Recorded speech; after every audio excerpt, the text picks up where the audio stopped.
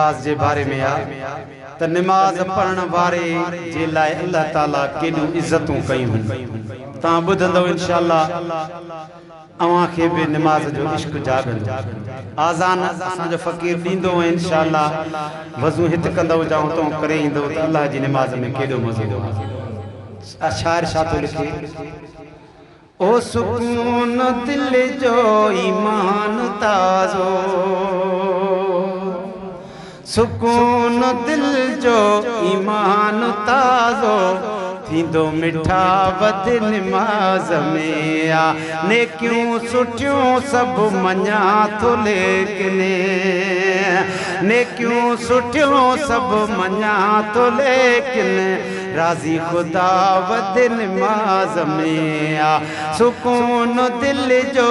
ईमान ताज़ो खुदा भी राज़ी रसूल राज़ी ही सोलो कम खफो भी कोने बिना खफे जे नफो वडो दादी गुलाम नबी बिना खफे जे नफो वडो उत्तम अता वध नमाज में आ सुकून दिल जो ईमान ताज़ो थींदो मिठा वध नमाज में आ हकीम हाज़िक अगर अदाब तो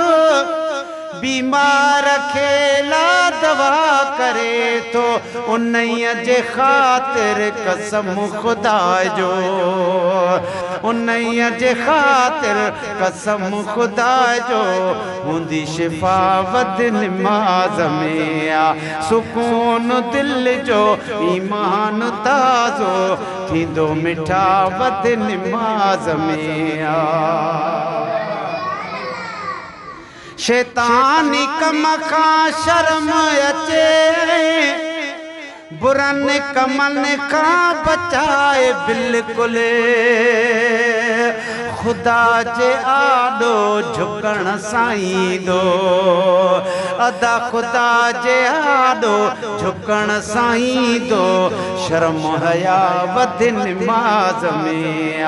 सुकून दिल जो ईमान ताज़ो थींदो मिठा वध नमाज में आ कुशादी रोज़ी रिज़्क़ में बरकत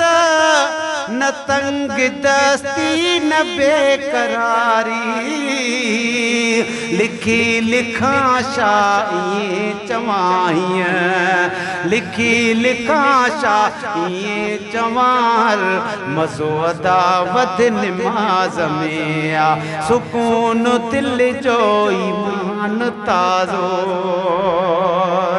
थे आदमिन में इज़्ज़त ब्याला सुठी नजर सा निहारे हर को गरीब आत बे उन्नैया सा सब जी हुंदी रज़ा वध नमाज में आ सुकून दिल जो ईमान ताज़ो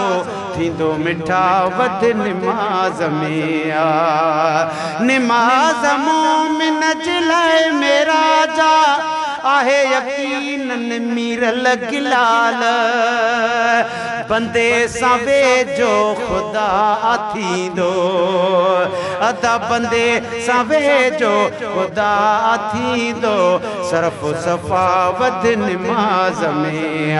सुकून दिल जो ईमान ताज़ो थींदो मिठा वध नमाज में आ नेकियूं सुठियूं सभु मञा थो लेकिन राज़ी खुदा वध नमाज में आ अल्लाह।